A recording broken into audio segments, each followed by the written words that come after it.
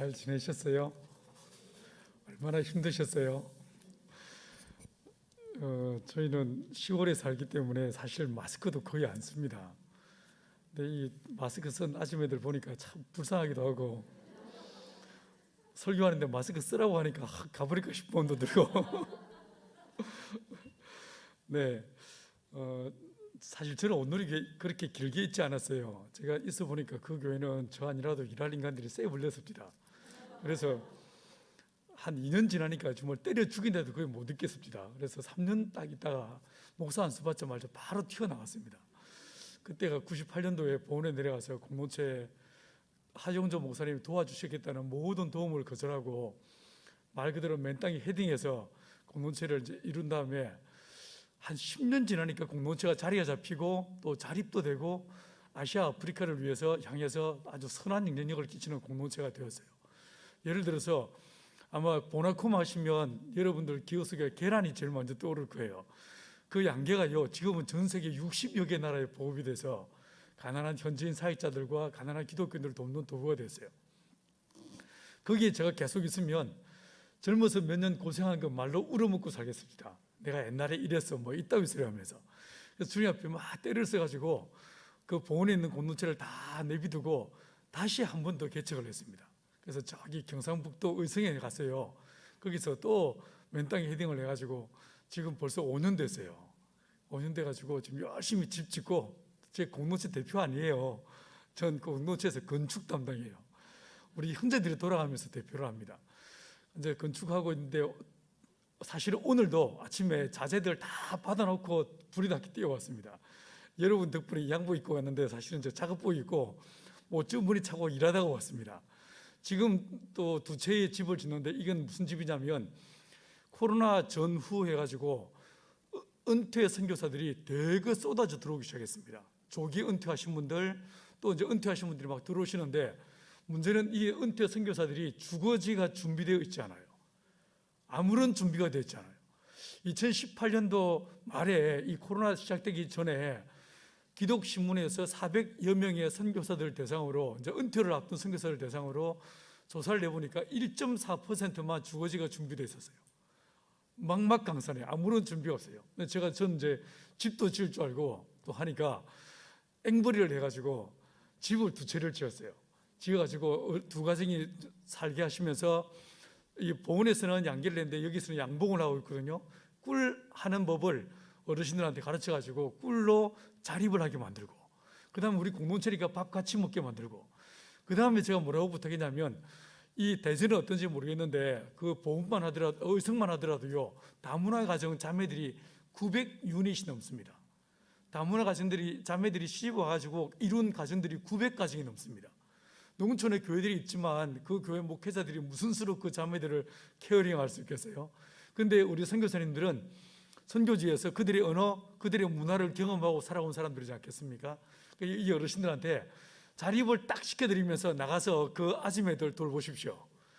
네, 그리고 그 집 애들 아플 때 병원 데리고 갈 때 데려가지고 통역하는 걸 도와주십시오.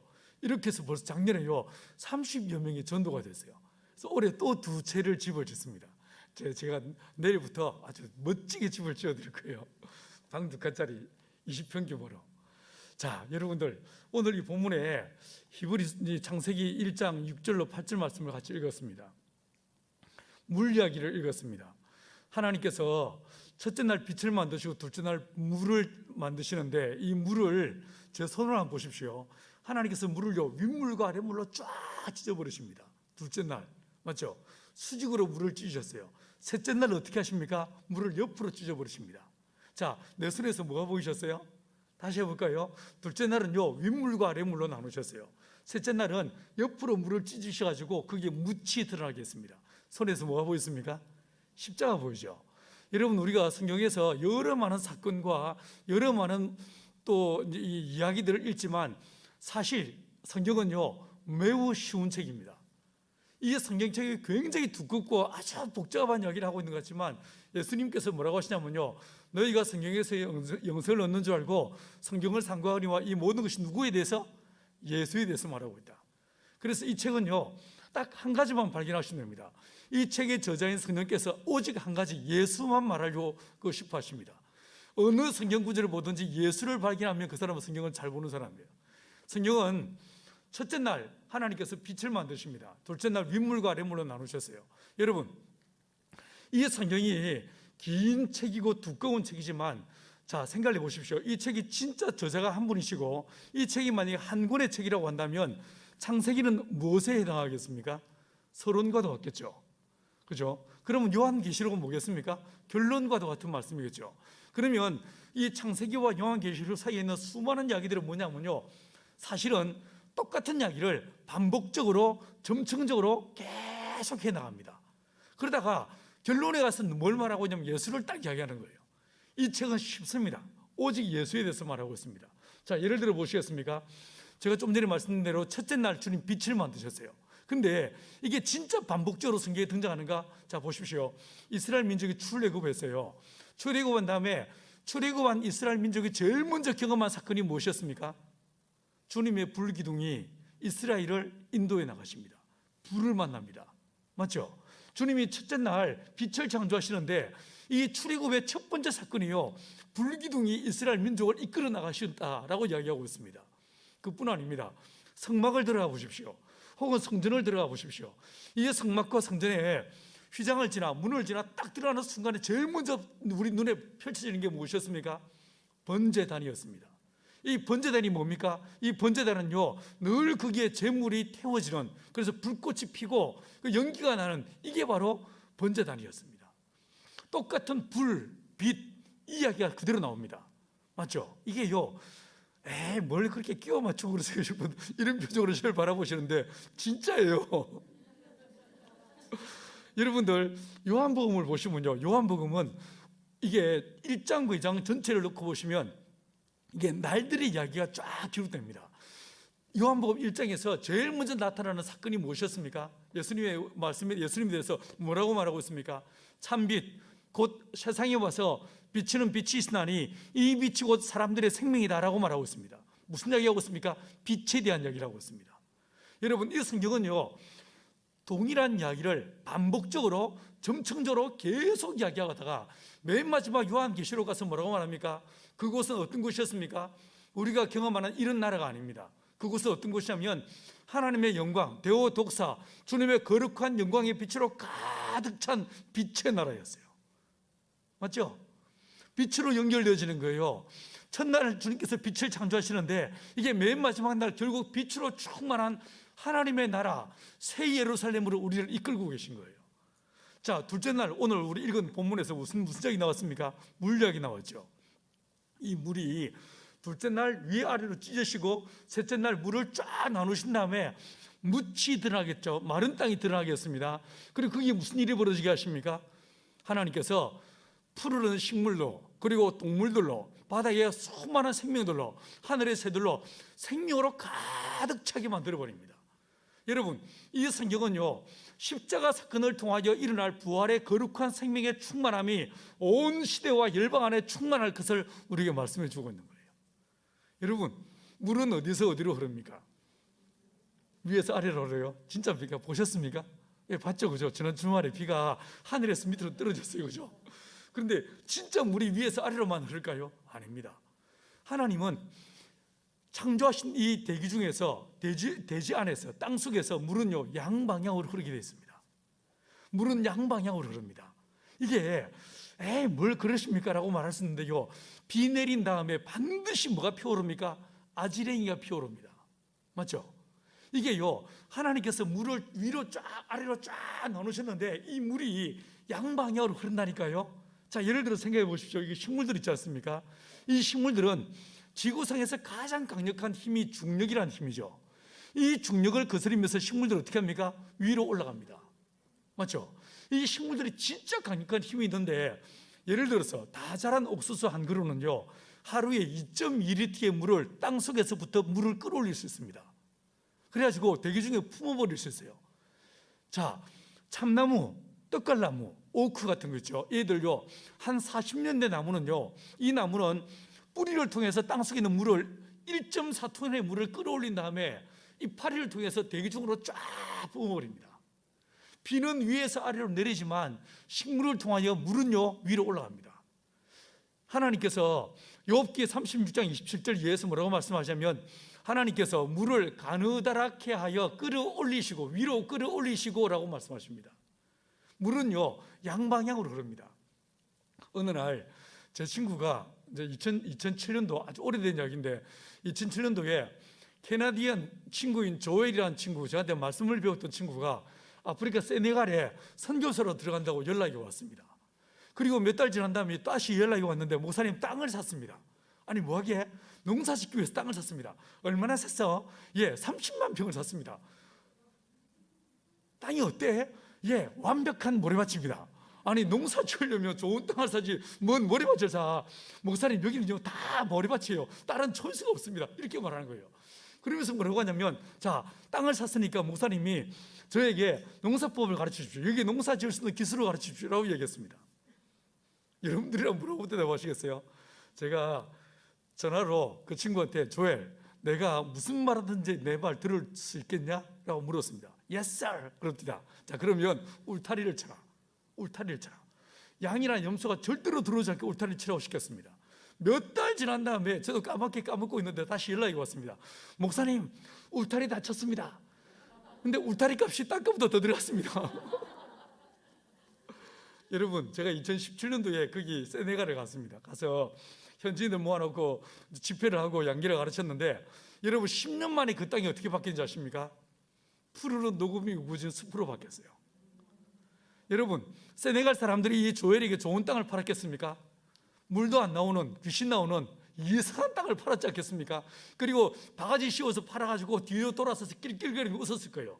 저 못난 놈이라고 놀려댔을 것입니다. 근데 10년 만에 그 땅이 완벽하게 숲으로 바뀐 걸 보고 온 세네갈 사람들이 뭐라고 말하겠습니까? 너희 하나님 진짜 살아계시다 이래 말하지 않겠습니까? 어떻게 그런 일이 벌어질 수 있었을까요? 왜 저는 그렇게 말했을까요? 여러분 무슬림들은 그들의 종교와 문화적 이유 때문에 반드시요 양과 염소를 기를 수밖에 없습니다. 자, 이 사막화된 땅에도 비가 내리는 우기가 있습니다. 그런데 반대로 뭐가 있겠습니까? 건기가 있죠. 우기에 비가 올 때는요 풀이 돋아납니다. 사막에도, 이 모래밭에도 풀이 돋아납니다. 이 풀들을 뜯어먹다가 더 이상 비가 오지 않는 건기에 딱 들어가면 어떻게 하냐면요, 뜯어먹을 풀이 없다 보니까 이 염소와 양들이 굽으로 땅을 파가지고 그 뿌리를 캐먹습니다. 이게 지구 사막화의 원인 중에 하나입니다. 울타리를 딱 쳐버리니까 어떤 일이 벌어지겠습니까? 쉽습니다.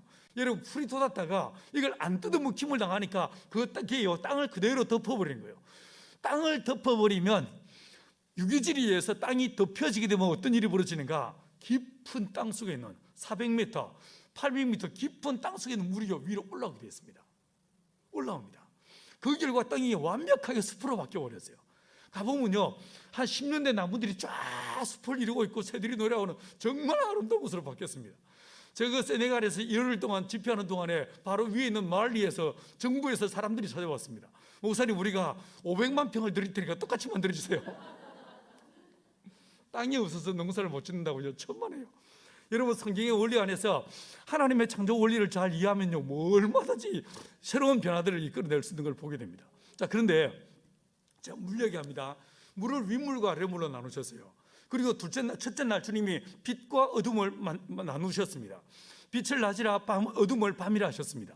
하나님께서 낮과 밤을 나누시고 두 번째 날 물을 윗물과 아랫물로 나누셨는데, 여러분 이 둘째 날의 이야기는 물이었어요. 그런데 다시 한번 이 출애굽의 사건으로 가보십시오. 하나님의 불기둥의 인도하심을 따라 이스라엘 민족이 경험하는 두 번째 사건이 무엇이었습니까? 홍해바다, 시푸른 바다에서 이 사람들이 빠져 죽게 됐다고 막 아각되지 않습니까? 그렇잖아요. 이게요 출애굽의 상황에서 하나님의 거룩한 불기둥이 이끄셨고 그 불기둥을 따라 경험하는 두 번째 사건이 뭐냐면 물의 사건이었어요. 물. 여러분 성막으로 다시 들어가 보시겠습니까? 번제단 지나면 바로 이어서 뭐가 나옵니까? 물두멍. 이 물두멍이 무엇이었습니까?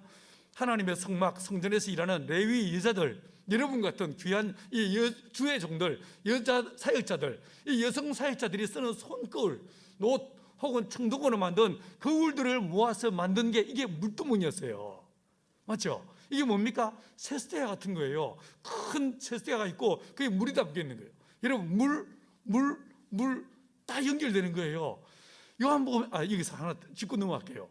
여러분 이 물두멍이 금속으로 이 여자들의 손거울로 만든 청동으로 만든 이 그릇이라고 했는데 오늘 본문에서 하나님께서 물 가운데 궁창이라고 있지 않습니까? 이 궁창 라카야란 말인데 이 말이요 무슨 뜻이냐면 금속을 얇게 편 그릇이란 뜻입니다. 이 궁창이라는 단어가 그냥 허공이 아니고 스페이스가 아니고요 금속을 얇게 편 그릇 이런 뜻을 갖고 있습니다. 물두멍과 딱 연결되지 않습니까? 여러분 요한복음 1장 29절 이하에서 이튿날 둘째 날 이야기가 나옵니다. 뭐가 나옵니까? 세례 요한이 예수님을 보고 뭐라고 말합니까? 보라 세상 죄를 지고 오는 하나님의 어린 양. 이게 무슨 사건이었어요? 세례 사건. 물로 연결되어집니다. 자 그러다가 요한계시록에 딱 가서 보시면요 21장 1절에서 뭐라고 말합니까? 내가 또 봄에 새 하늘과 새 땅이 나타납니다. 처음 하늘과 처음 땅이요 다시 있지 않습니다. 그런데 이어서 뭐라고 말합니까? 바다도 다시 있지 않더라 라고 말하고 있어요. 바다가 사라져버립니다. 물이 사라져버립니다. 하늘과 땅은 새 하늘과 새 땅이 나타나는데 바다는요 다시 있지 않더라 사라져버립니다. 바다는 어디로 갔을까요? 왜 바다가 없어졌을까요?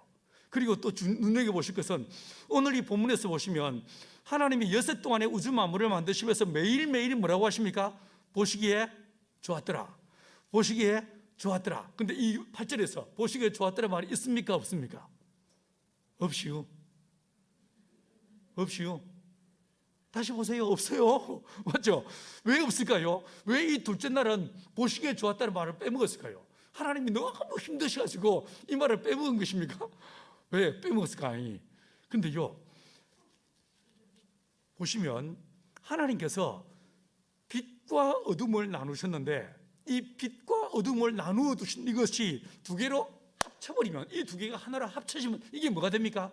하나님의 심판이 됩니다. 언제 그런 일이 벌어졌습니까?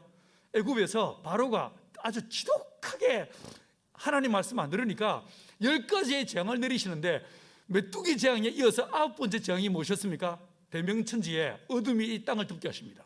맞죠? 그리고 온 땅에 칠흑 같은 어둠이요 이 땅을 휘덮어버립니다. 이게 무엇이었습니까? 하나님의 심판이었습니다. 하나님의 재난이었습니다. 여러분 주께서 나눠두신 것이 이 두 개가 하나로 합쳐지면 이게 심판이 됩니다. 자, 둘째 날 윗물과 아래물로 나눠두셨는데 이 두 개가 하나로 합치면 이게 뭐가 됩니까? 이게 심판이 되는 거예요. 이게 뭡니까? 노아 방주 사건. 맞죠? 창세기 6장에서 사람들이 어렸을 때부터 그 생각하는 것이 악하였다. 하나님이 사람 지으셨으면 후회하십니다. 그리고 어떻게 하십니까? 내가 물로 쓸어버리라, 작살내버리라 이렇게 결단하십니다.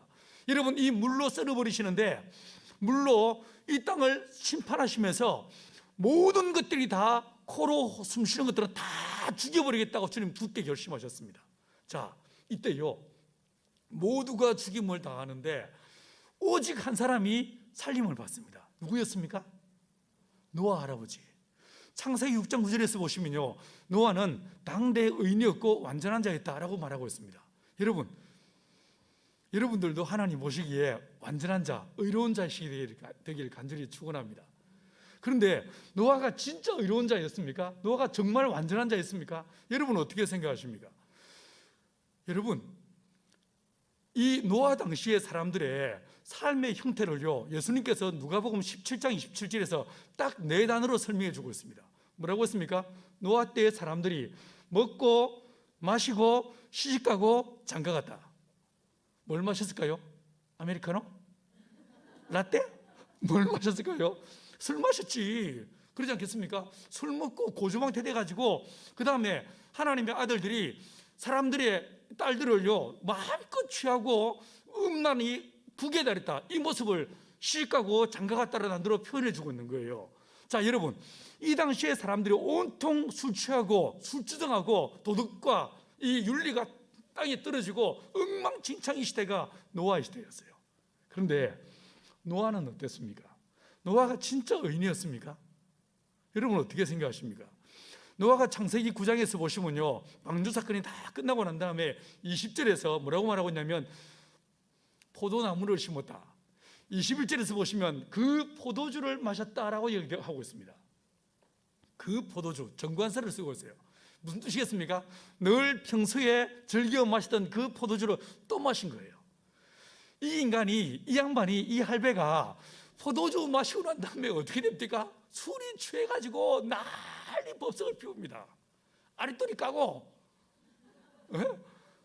별짓을 다 하면 아마 오바이트도 했을 거예요. 막 난리 법석을 떨어. 또 그뿐 아닙니다. 다음날 아침에 일어나자마자 자기 아들과 자기 손자를 향해서 악담 이루 말할 수 없는 저주의 악담을 쏟아놓고 있는 걸 보게 됩니다.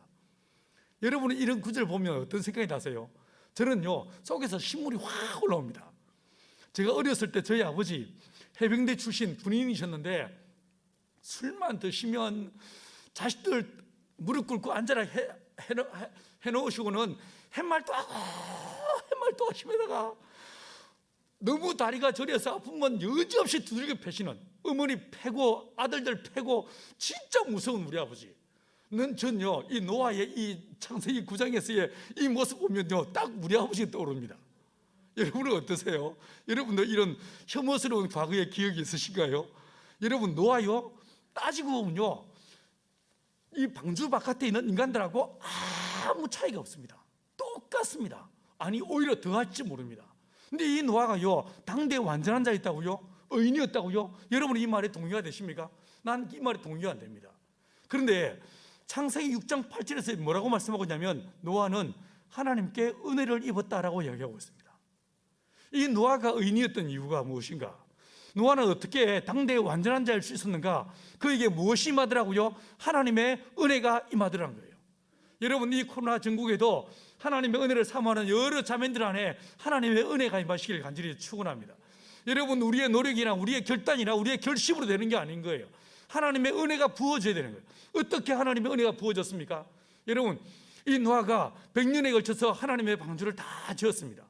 이 100년 끝에 방주가 다 만들어지고 나니까 창세기 7장 1절에서요 하나님께서 노아에게, 노아야 너는 너의 권속들과 모든 생명체를 데리고 방주 안으로 들어가라 라고 말씀하십니다. 이걸 영어 성경으로 보시면요 Go into the ark라고 되어 있습니다. 그런데 킹 제임스 버전에서 이걸요 어떻게 쓰고 있냐면 Come into the ark라고 쓰고 있어요. 자 보세요, Go into the ark라고 할 때 하나님은 방주 안에 계십니까? 밖에 계십니까? 일단 밖에 있는 것 같죠, 그죠? 그래서 방주를 향해서 가 이렇게 말씀하고 계신 것 같아요. 그런데 come into the ark라고 할 때 하나님 어디 계신 것 같습니까? 방주 안에 계신 거예요. 아니 하나님이 방주가 되시는 거예요. 하나님이 방주가 되셔서 이 노아를요 끌어안아 버리시는 거예요. 나와 아무 차이가 없던 그 인간, 실수 많고 흠 많고 여러분 똑같이 술 마시고 실수하던 그 이 노아를요 그리고 그 가족들을 하나님께서 방주가 되셔서 노아를 딱 품어버리시는 거예요. 품어버리시면서 노아가 맞아야 될 모든 저주의 빗물을 누가 대신 맞습니까? 방주가 대신 맞는 거예요. 이게 하나님의 은혜인 거예요. 여러분, 기독교인이라고 해서 더 정직합니까? 기독교인은 바람 안 핍니까? 기독교인은 더 성실합니까? 여러분, 목사들은 더 정직하고 더 의롭고 더 순결합니까? 여러분은 이 말에 뭐라고 대답하실 수 있겠습니까? 나는 이 말에 예라고 대답할 자신이 없습니다. 여러분, 노아의 방주에 들어갔던 노아가 의인이었고 완전한 자이기 때문이 아니고 그에게 무엇이 임했기 때문에 하나님의 은혜가 임하더라고요. 주의 은혜가 그를 덮으시고 주의 은혜가 그를 품으시니 노아가 맞아야 될 모든 저주의 빗물을 방주가 대신 다 맞아내심으로 이 노아를요 살리시더라고요. 이게 하나님의 은혜인 거예요. 여러분, 홍해 바다 앞으로 다시 한번 더 가보십시다. 그 앞에 섰을 때에 그 뒤에는 600병거를 타고 바로의 군대가 잡으러 오고 있습니다. 자, 이 앞에 있는 이스라엘 민족은 모두가 다 금식 기도했습니까? 마리아 기도했습니까? 아니요. 암실 아니요. 여러분, 이 이스라엘 민족요 뒤에 있는 애굽 사람들하고 비교했을 때 아무 차이가 없습니다. 뭐라고 합니까? 목에 핏대를 세우고 애굽에 매장지가 없어서 우리를 여기 다 끌고 와서 다 죽이냐고 아각대면서 다 고함을 지르던 게 이게 이스라엘 민족이었어요. 똑같은 자들이었어요. 맞죠? 그런데요 이 모습을, 이 장면을 바울은 고린도전서 10장 1절과 2절에서 뭐라고 말하고 있냐면요 우리 조상들이 다 모세에게 속하여 구름과 바다에서 세례를 받고 라고 말하고 있습니다. 자, 이게 무슨 뜻입니까? 노아 방주 때는 노아가 똑같이 죄인인데 하나님께서 방주가 되셔서 이 방주가 노아를 품었다고 했어요. 그런데 이 홍해 바다 앞에서는 방주가요 사람의 모습으로 나타납니다. 사람의 모습으로. 이 모세의 모습으로 나타나가지고 모세가 이 온 이스라엘 민족을 뭐 하더라고요? 품어버리더라고요. 모든 우리의 조상들, 모든 이스라엘 민족이 모세에게 속하여 구름과 바다에서 세례를 받았다라고 말하고 있습니다. 여러분, 이스라엘 민족은요 자기 은혜로, 자기 능력으로, 자기의 거룩함으로 구원받은 것이 절대로 아니었습니다. 누구에게 속하여? 모세에게 속하여. 이 모세가 이스라엘 민족을 품어버리니 이 사람들이요 너희는 가만히 있어 나 여호와가 너희 하나님 됨을 알지니라 라고 말씀하시는 그 하나님의 은혜의 말씀 앞에 모세가 이스라엘 민족을 품고 어떻게 합니까? 이 홍해를 건너더라는 거예요. 자, 여러분, 방주가 사람의 모습으로 이 땅에 오더란 거예요. 근데 여러분, 좀 전에 우리가 찬양할 때 마지막 찬양 물 위를 걷는 자라는 찬양을 불렀어요. 이게 어디에 나옵니까? 요한복음 6장입니다 17절 이하에서 보시면요 예수님께서 오병이어 사건을 일으키신 다음에 제자들을 앞서 보내셨습니다. 그리고 주님이 뒤에 따라가십니다. 여러분, 이 제자들이 디베랴 호수에 배를 타고 노를 저어가기 시작했습니다. 자, 한 10리를 갔습니다. 자, 그런데 그때 뭐가 일어났습니까? 강력한 풍랑이 일었습니다. 여러분이 아시는 것처럼 이 배에 타고 있는 제자들은요 바람과 파도에 대해서 그리고 배에 대해서 아주 익숙한 사람들이었어요. 어릴 때부터 바다에서 잔뼈가 굵은 사람들이었어요. 근데 그들이 볼 때 우리가 죽게 되었다 할 정도로 엄청난 파도가 그들을 뒤덮었습니다. 지금 또 코로나 같지 않습니까? 이 상황에서 그 사람들이 우리가 죽게 됐다라고 말하는데 여러분, 이 제자들이 지금 어디에 있습니까? 배 안에 있습니다. 배가 방주였습니까? 아닙니다.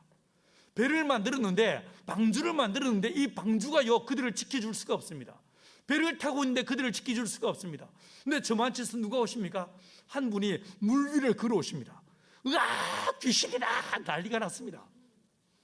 얼마나 무서웠을까, 그죠? 그런데 주님 뭐라고 하십니까? 내니 두려워 말라.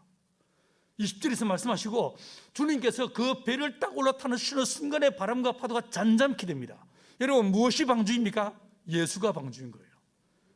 여러분, 왜 오늘 본문에서 하나님께서 보시기에 좋았다고 말씀하지 않으시는가? 위로 올라간 물은 반드시 쏟아지는데 이 빗물이 누구 위에 쏟아지더라고요? 예수 위에. 모든 저주의 빗물이 어린 양 되신 예수, 그분이 우리의 죄를 지고 세상 죄를 짊어지고 골고다 언덕 위에 올라갔을 때에 여러분, 예수님의 영화, 그 멜 깁슨이 만든 패션 오브 더 크라이스트라는 그 영화에서 이 장면, 주님이 십자가에 높이 달리시는 그 순간 어떤 장면이 기억나십니까? 위에서 눈물방울이 떨어집니다. 사람들이 볼 땐 비었습니다. 그런데 하나님의 거룩한 눈물이 그 주님의 발끝을 딱 때리면서 땅으로 흘러내리는 걸 기억나십니까? 여러분, 비가 내리더란 거예요. 누가복음 23장은 뭐라고 말하고 있습니까? 제60부터 제90까지 어둠이 이 땅을 덮었다라고 말하고 있습니다. 창세기 1장에서의 이 빛과 어둠을 나누셨던 일이 이게요 예수님이 십자가에 못 박히시는 순간에 이 빛과 어둠이 하나가 되어버립니다. 그리고 뭐가 됩니까? 비가 쏟아집니다. 저주의 빗물이 쏟아집니다. 이 빗물 사실 누가 맞아야 됩니까? 내가 맞아야 될 물이었어요. 내가 죽어 마땅한 빗물이었고 내가 빠져 죽어야 될 그 빗물인데 그 모든 빗물이 누구 위에 쏟아집니까? 어린 양 예수 위에 쏟아지더란 거예요. 그래서 그 예수 안에 들어가는 자, 마치 우리가 방주에 타는 것처럼 예수에게 속하게 될 때 영접하는 자, 곧 그 이름을 믿는 자들에게 하나님의 거룩한 생명이 우리에게 주어지게 될 줄 믿습니다. 여러분, 왜 보시기에 좋았다고 말씀하지 않으셨는가? 위에 올라간 물이 쏟아지는데 누구 위에 쏟아질 걸 아셨습니까? 어린 양 예수 위에 쏟아질 걸 주님 아셔서 보시기에 좋았다고 말씀하지 않으시는 거예요. 왜 요한계시록 21장 1절에서 바다도 다시 있지 않다고 말했습니까? 여러분, 이 바닷물이, 이 빗물이, 이 저주의 물이 모두가 다 누구 위에 쏟아졌습니까? 예수 위에 쏟아지더란 거예요. 예수 위에 쏟아져 없어졌기 때문에 우리의 모든 저주와 우리의 환난과 우리의 죄악과 우리의 모든 어둠의 것들을 예수의 십자가의 피로 완벽하게 도말하시다 보니까 바다도 다시 있지 않더라라고 말씀하고 있는 거예요. 여러분, 저와 여러분이 비록 코로나의 시즌을 지내고 있지만 내 저주를 담당하신, 내 죄를 담당하신 그 예수만 믿음으로 붙잡고 믿음으로 나가는 저와 여러분 되기를 간절히 축원합니다. 어느 날 중국에, 제가 중국을 자주 다녔습니다. 중국에 운남성이라고 들어보신 적 있습니까? 리장 위에 저 위로 한참 더 올라가면 샹그릴라라는 곳이 있습니다. 대초원이, 수백만 평의 대초원이 있습니다. 거기에 그 대초원 바로 위에 송찬인사라고 큰 이제 라마 불교의 세 번째 사찰이 있습니다. 그 동네 사람 다 이게 독실한 불교도들이에요. 근데 거기에 양산매이라고 하는 키가 아주 자그마한 150이 안 되는 아주 자그마한 아주 강단 있는 자매가, 신실한 기독교 자매가 거기 있었습니다. 어느 해 그 동네에 큰 기근이 몰아닥쳤습니다. 40여 년 만에 최악의 기근이라고 했습니다. 4월달, 5월달에 파종했지만 아무것도 싹을 틔우지 못하는 엄청난 기근이 그 대지를 뒤덮었습니다. 그 동네 사람들이 어찌할까 고민하다가 돈을 각출해가지고 그 부처님께 시주를 드리고 우리가 기우제를 드리자라고 마음을 먹었습니다. 그래서 이제 향장께서, 이제 동네 이장님께서 온 집집마다 다니면서 각출을 하기 시작했습니다. 양산매 집에도 왔습니다. 양산매, 야, 지금 비가 안 와서 힘들지? 예, 힘듭니다. 이장님은 얼마나 힘드십니까? 나도 힘들어. 그래서 말인데 우리가 이번에 소를 한 마리 잡아가지고 기우제를 드리기로 했어. 부처님의 은덕을 입기로 했어 라고 이야기하자합니다. 그러니까 이 자매가, 그 강단 있는 자매가, 메이썰, 일 없습니다. 일 없습니다. 저는 부처님을 신뢰하지 않습니다. 아니, 넌 부처님의 은혜가 없이 어떻게 살아? 예, 저는 하나님을 믿습니다 라고 얘기했습니다. 그랬더만은 돈도 안 낸다고 그러고 하나님 믿고 부처님도 안 믿는다고 하니까 이 향장이 엄청 화를 내고 갔습니다. 가면서 뭐라고 하냐면, 이번에 기우제가 드린 다음에 부처님의 은덕으로 비가 내리더라도 네 밭에는 절대로 비가 안 내릴 거야. 악담을 쏟아놓고 갔습니다. 예, 괜찮아요 하고 이제 목 돌려보냈습니다. 며칠 지난 다음에 토실토실한 송아지 한 마리 잡아가지고 기우제를 지냈습니다. 비가 내렸을까요? 뭔 비가 왔겠습니까? 햇빛은 쨍쨍, 모래알은 반짝. 자, 그 기우제 지나고 한 열흘 좀 지난 다음에 내가 그 마을을 방문하게 됐습니다. 양산매 집에 가서 함께 예배를 드리고 차를 마시는데 이 자매가 저 앞에 무릎을 꿇고 닭똥 같은 눈물을 뚝뚝 흘리면서, 목사님, 비가 안 와서 진짜 큰일입니다. 어찌해야 될지 모르겠습니다 라고 이야기합니다. 그래서 기도를 좀 해주십시오라고 말합니다. 예, 우리 기도하자라고 해서 어떻게 할까 하다가 저희 일행이 다 그 밭으로 나갔습니다. 그 수백만 평의 밭에 양산매 밭이 한 3,000평 정도밖에 안 됩니다. 대전에서 3,000평이면 엄청 넓겠죠, 그죠? 근데 그 수백만 평의 땅에서 3,000평은요 코딱지만 합니다. 근데 거기 가서 저희가 예수 우리 왕이여 이곳에 오소서, 예수의 주권을 선포하고 주님께서 이 땅의 왕이십니다, 이 땅의 주인이십니다, 이 땅을 긍휼히 여겨 주옵소서, 이 마음으로 함께 그 땅을 돌면서 마치 여리고성을 돌듯이 그 땅을 돌면서 함께 기도하기 시작했습니다. 찬양을 드렸습니다. 예수 우리 왕이여 이 찬양을 부르고 또 부르고 또 불렀습니다. 부르다가 어느 순간에 다 모여서서 손을 잡고 그 자리에 무릎을 꿇고 간절히 기도를 하기 시작했습니다. 여러분, 비가 내리기 시작했어요. 비가 내리는데 이 비가요 진짜 거짓말같이 하늘에 구멍이 난 것처럼 양산매의 밭에만 비가 쫙 쏟아지는 거예요. 그 수백만 평의 땅에서 이 양산매의 밭 일대에만 비가 쫙 내리기 시작했어요. 여러분, 이 빗소리가 나기 시작하니까 온 동네 사람 다 뛰어나왔겠죠. 다 뛰어나왔는데 그 비 맞으면서 인간들이 무릎 꿇고 앉아서 기도하고 있으니까 저게 뭐냐고 눈이 휘둥그레졌습니다. 한 20분가량 그 밭에만 쏟아지던 그 비가 서서히 넓어지면서 전체 땅에 비가 오기 시작했습니다. 여러분, 이 광경을 지켜보던 사람들이 뭐라고 말했겠습니까? 양산매이, 너의 하나님이 진짜 하나님이다. 여러분, 하나님은 물을 올리시기도 하고 물을 내리기도 하신 분이 우리 하나님이신 거예요. 여러분, 쏟아지는 모든 저주의 빗물을 하나님의 아들 예수 그리스도를 통하여 완벽하게 십자가에서 도말하심으로 저와 여러분을 어둠에서 건지시고 모든 저주의 결박을 푸시고 우리를 자유케 하신 분이 우리 주 예수님이신 거예요. 여러분, 이 예수, 이분이 바로 우리의 믿음의 주요 우리를 온전케 하시는 그리스도이십니다. 이 코로나 시즌에 주여 내가 예수만 바라보게 하여 주옵소서, 예수만 의지하게 도와주옵소서. 오직 십자가에 달리신 나의 모든 어둠과 죄악을 담당하신 예수 그리스도, 그분만 의지하고 믿음으로 달려가는 저희 삶이 되게 하여 주옵소서. 이거 저와 여러분의 기도의 제목이 되길 간절히 축원합니다.